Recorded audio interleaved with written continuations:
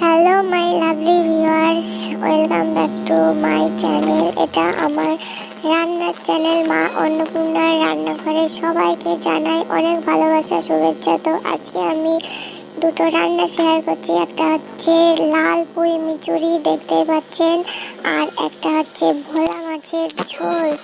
ঝোল না, সরি, ওটা ঝাল হবে লঙ্কা পেঁয়াজ দিয়ে। তো আমি কীভাবে রান্নাটা দুটো করি সে দুটো দেখে নেন ঝটপট জলদি। এখানে কাঁচা লঙ্কা, ধনেপাতা, পেঁয়াজ দিয়ে ভোলা মাছটা করবো, ভেজে নিচ্ছি। আর ওদিকে আলু পেঁয়াজ দিয়ে লাল মিচুরিটা করেছি। তো দুটোই আমার ফেভারিট রান্না, তো সেই জন্য আপনাদের সঙ্গে আজকে শেয়ার করতে আসলাম।